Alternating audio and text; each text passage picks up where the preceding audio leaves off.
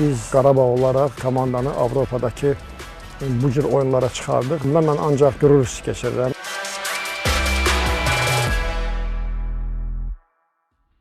Bizim çoxlu çempion idmançılarımız var. İstər güləş olsun, istər judo olsun. Ümumiyyətcə idman tərəfini düşünsək, bizim olimpiya çempionlarımız var, dünya çempionlarımız var. Ümumiyyətcə Azərbaycan bir idman ölkəsidir. Futbol elə bir səviyyəyə gəlib çıxıb ki, yəni heç də asan deyil bunu əldə etmək. Çempionlar Liqasında zəif komanda yoxdur və belə komandalara qarşı qalib gəlmək və öndə olmaq əlbəttə ki, məni sevindirməyə bilməz. Bütün dünya demək olar ki, maraqlanmağa başladı.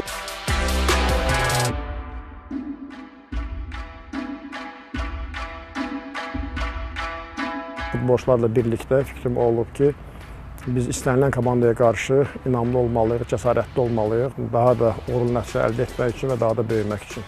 Emosiyalarımı bəlkə sözlə ifadə edə bilmərəm. Çünki belə bir komandaya qarşı səfərdə 2-0 məğlubiyyətdən sonra 3-cü qolu vurmaq böyük bir uğurdur, böyük bir nailiyyətdir. Bu komanda istənilən an hətta 3-cü, hətta 4-cü qolu vura bilərdi. Həmin belə oyunlarda ümumiyyətlə futbolçular həddindən artıq çox sevinirlər.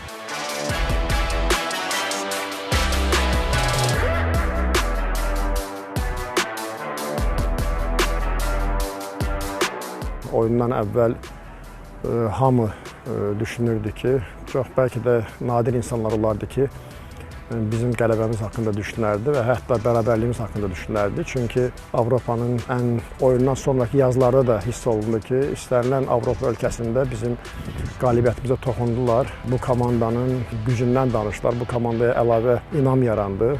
Bu bizi mütləq sevindirir. Belə böyük turnirlərdə, hansı bu ikinci dəfədir biz Çempionlar Liqasının qrupunda düşürük, istərsiniz belə böyük turnirdə iştirak etmək bizim haqqımızda daha çox düşünmək, daha çox maraqlanmağa gətirib çıxarır. Bizim yenidən bu il Çempionlar Liqasında iştirak etməyimiz bu adı təbliğ etməkdə və bu adın tarixini məncə çox ciddi surətdə bəyan etdi.